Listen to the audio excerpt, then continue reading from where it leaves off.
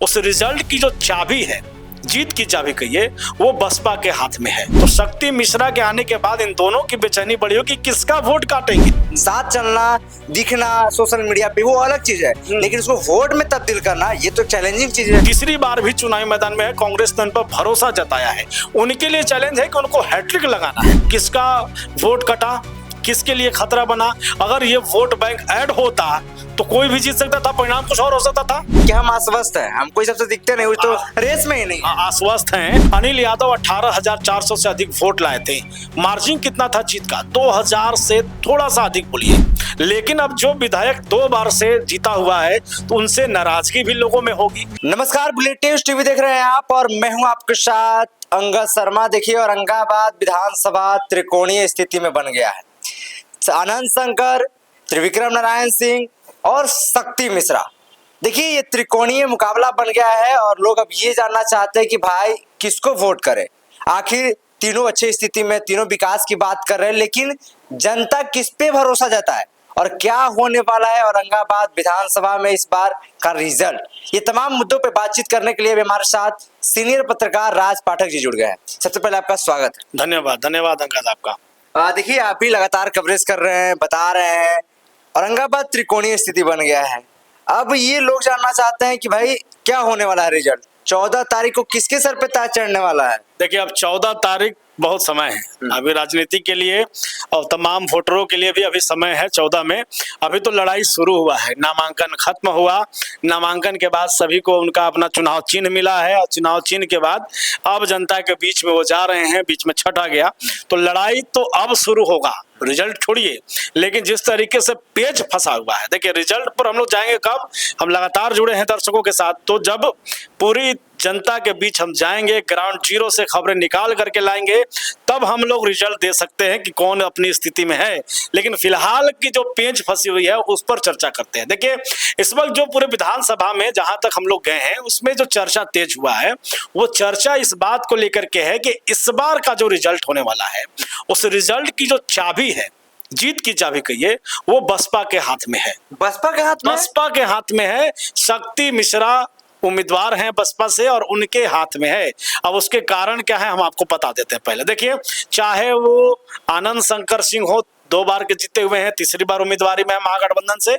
दूसरी तरफ त्रिविक्रम नारायण सिंह हैं, भाजपा ने उनको उम्मीदवार बनाया है। भाजपा को ये सीट जीतना है और जीतना है तो जीतने के लिए उनको वोट चाहिए, मार्जिन चाहिए, वोट की अच्छी खासी चाहिए। और ये चर्चा भी है कि उनको मंत्री बनाया जा सकता है जब जीतेंगे।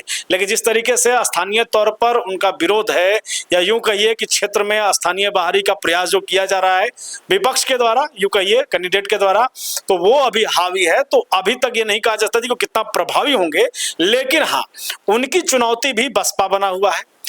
आनंद शंकर सिंह को लेकर के कहें तो वो 2 बार से जीते हुए हैं, तीसरी बार भी चुनावी मैदान में है। कांग्रेस ने उन पर भरोसा जताया है। उनके लिए चैलेंज है कि उनको हैट्रिक लगाना है। लेकिन अब जो विधायक 2 बार से जीता हुआ है तो उनसे नाराजगी भी लोगों में होगी।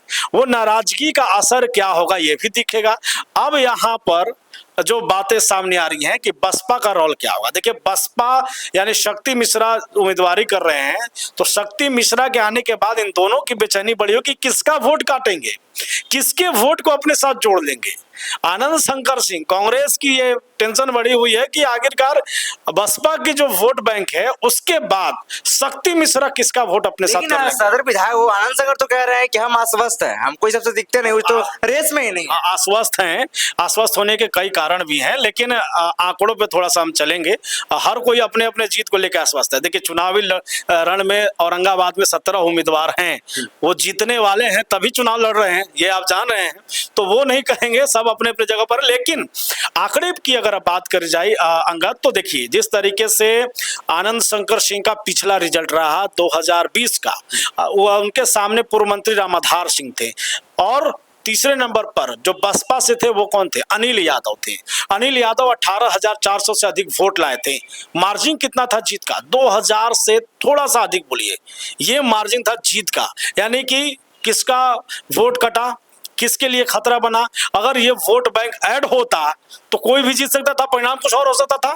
तो इसलिए लोगों में टेंशन है कि अब महागठबंधन सोच रहा है कि जो शक्ति मिश्रा जो देव क्षेत्र में बहुत काम किए हुए हैं, खाना खिलाना हो या राशन पहुंचाना हो या गरीब बेटियों की शादी कराना हो, आप देख रहे होंगे लगातार पैसे बांट रहे थे, शादियों में खर्च कर रहे थे, तो उनका वोट बैंक जो है वो स्ट्रांग बन गया है। देखिए अब थोड़ा सा आंकड़ों पे चलते हैं ताकि लोगों को भी लगे कि हम ऐसे ही नहीं बोल रहे हैं।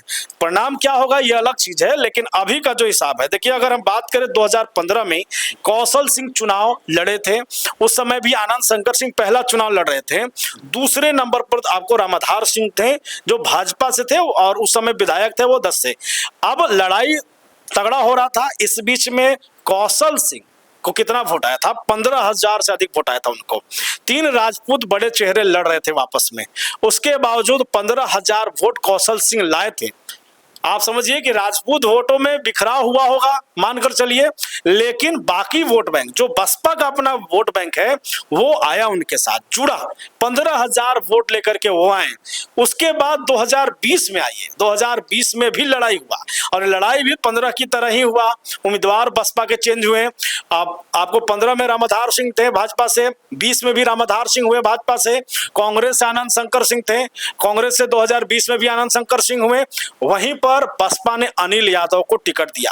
अनिल यादव चुनावी मैदान में आए, वो भी एक बड़े समाज सेवी, लोकप्रिय चेहरा कहिए, समाज में जुड़े रहते थे अनिल यादव। ऐसे में चूंकि वो खुद जनप्रतिनिधि भी रह चुके थे, जिला परिषद रहे हैं, अध्यक्ष रहे हैं, तो ऐसे में उनका अपना एक वोट बैंक और बसपा का वोट बैंक, ये दोनों मिला। और ये जब मिला तो अंतर क्या हुआ, दोनों का अंतर बदला और 18,444 वोट के करीब वो लाए।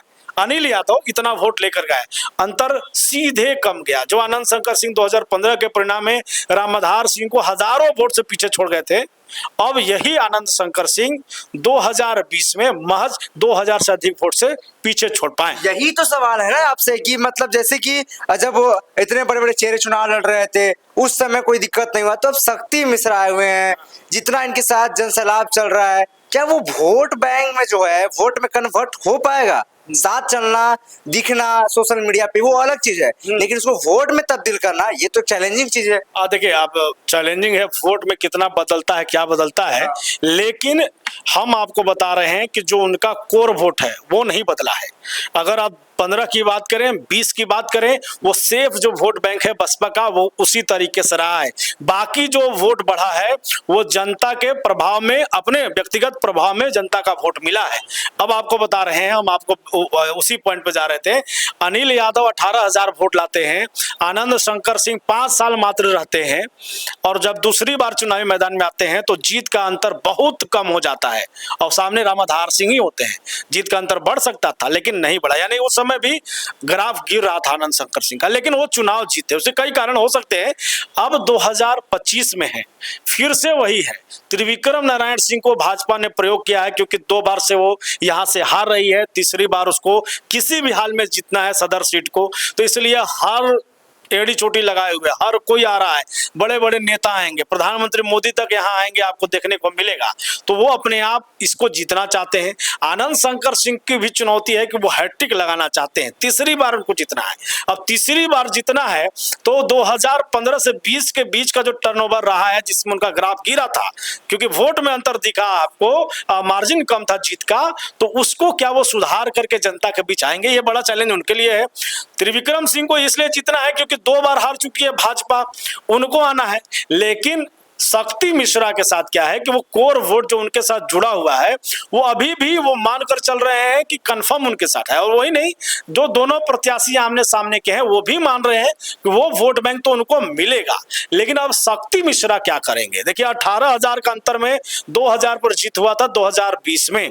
ऐसे में शक्ति मिश्रा का प्रभाव जैसे ही आगे बढ़ेगा तो रिजल्ट चेंज हो जाएगा, और इस यही कारण है कि दोनों में बेचैनी है, राजद हो माफ कीजिएगा, कांग्रेस कहिए, कांग्रेस हो या बीजेपी हो, ये दोनों के नेता बेचैन है, दोनों प्रत्याशी बेचैन है कि जीत और हार ये तय अगर कोई करेगा तो वो फिर बसपा है, बसपा पार्टी। जीतेगा कौन, ये भी तो बताइए अब खुलकर कि जीतेगा कौन। अब जीतेगा तो वो जनता जानती है, जनता बताएगी, लेकिन इस वक्त जो पेच फंसा है वो बसपा ने फंसा है। शक्ति मिश्रा क्षेत्र में घूम रहे हैं, व्यक्तिगत वोट लेकर कितना आते हैं। एक चीज और है कि जो एनडीए का अपना वोट बैंक था वो आपको बता दे रहे हैं, कहा जाता है कि ब्राह्मण वोट नहीं जाता है, ब्राह्मण वोट एनडीए की तरफ जाता है, ठीक है।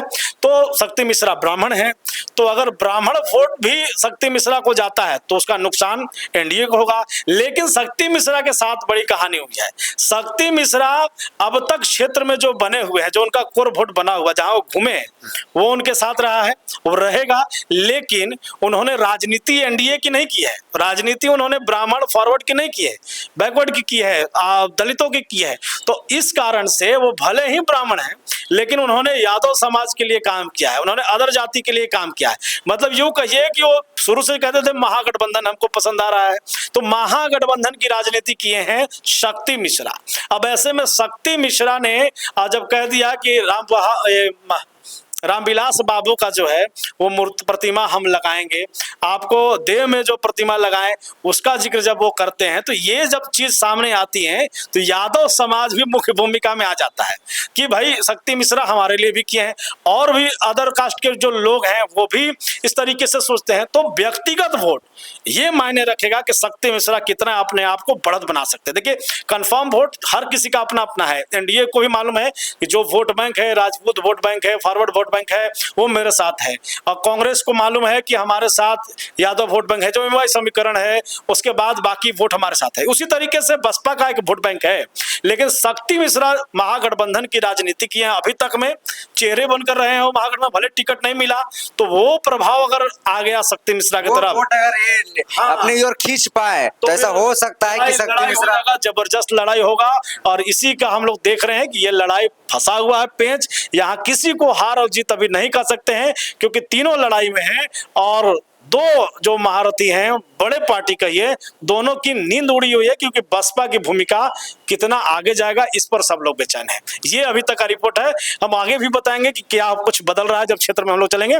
फिलहाल अब तक जो हम लोग ग्राउंड से ला रहे हैं वो यही है कि बसपा के हाथ में चाबी है, कौन जीतेगा कौन हारेगा वो तय कर सकता है। जी देखिए, ये जनता अब तय करेगी कि किसके सर पे ताज चढ़ेगा।